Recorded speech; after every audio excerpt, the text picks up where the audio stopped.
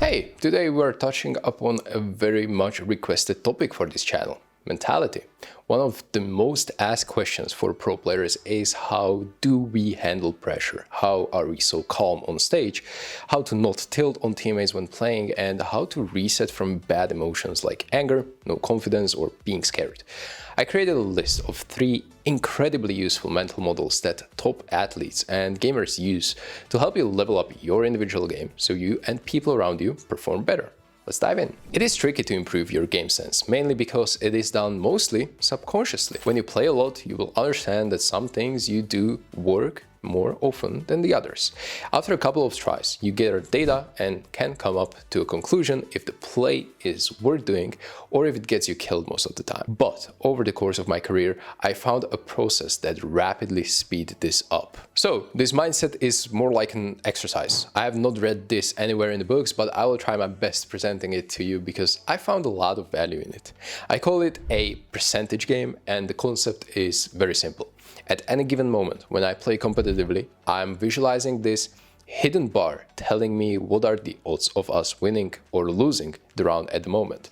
I'm picturing it, and oftentimes I simply don't have a lot of information yet to guess the odds, but over time, as the round develops, I piece the info and calls from my teammates of what is happening on the map. That is when I play accordingly to maximize these numbers to favor my team. To accurately calculate this, you need experience, and with time you will be better at this, but I still want to give you a very simplified example. If you make an entry kill in CS2 and it is 5v4 situation in your favor, your chances of winning the round should increase from 50-50 into numbers like 70-30.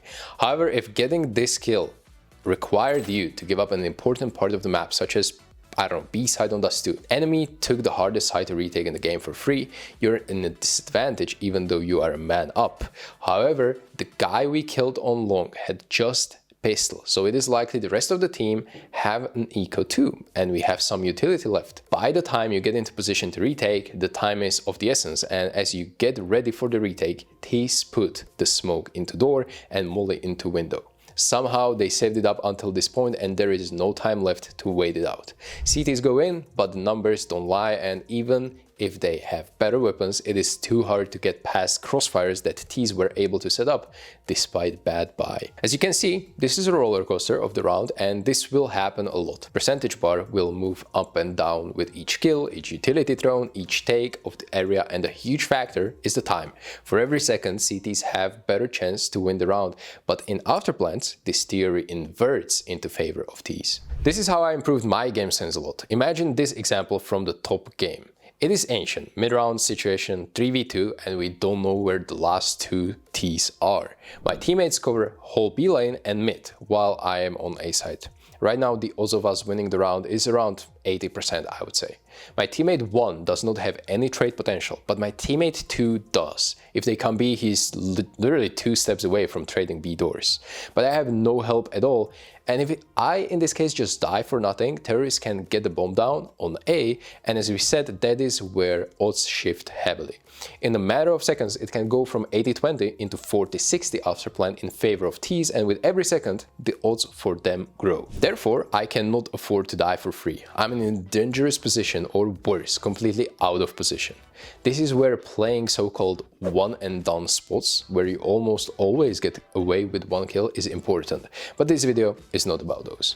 Bad examples, what to do for me, are positions like these, or simply deciding to push inside A main, where both these could wait for me and kill me for free. Good examples would be these, where I play for information and I'm able to survive, fall back, or get easy 1 kill in an off angle. As I said, this might be overwhelming right now, but with experience you will be able to determine which plays are risky and which are worth the risk, depending on the situation. And with that, you will also understand when enemy team has to risk to bring the round back, and that is when you will expect something crazy like smoke push or info play is about to happen. I said at the start that this will rapidly speed up your game sense, and if it isn't obvious to you why, I will put it this way.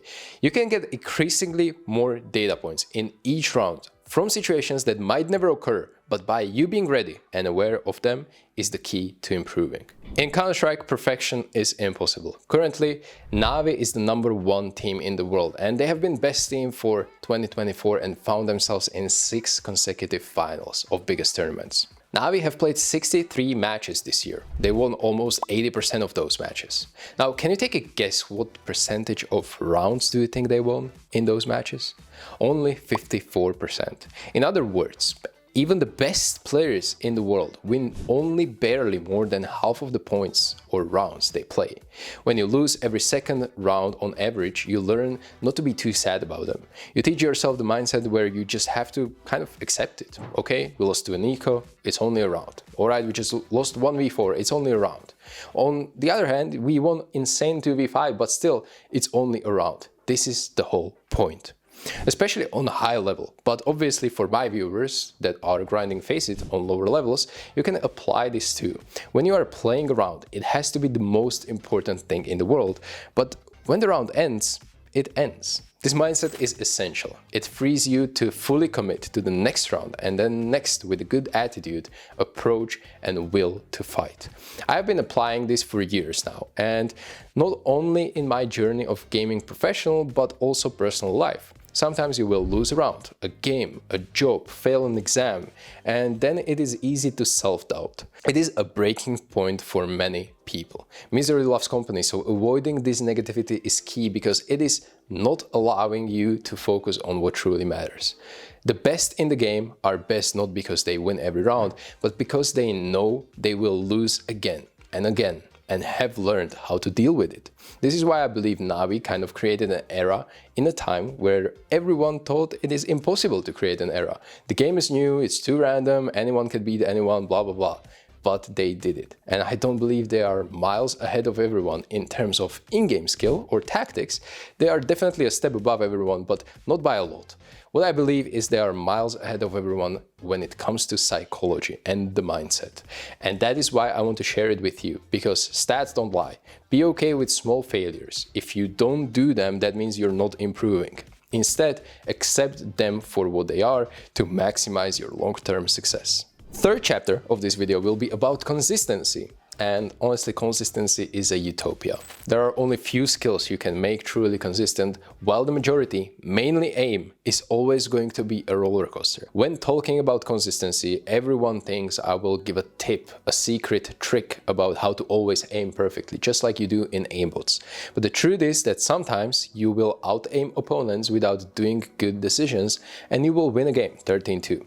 But it can go other way around. You can outbrain the enemy without winning a single 50-50 duel, and yet you can still win 13-2 as well. That is the beauty of CS, that there are other ways to win the game than just humiliating enemy with 3 headshots every single round. It is the most flashy and fun way to win, I understand that, but relying on that one win condition is the main reason your inconsistency is all over the place. To put it simply, if you're going to only work on your aim in your practice, you will be this one-dimensional player that can not rely on anything else when your aim lets you down, and it will happen.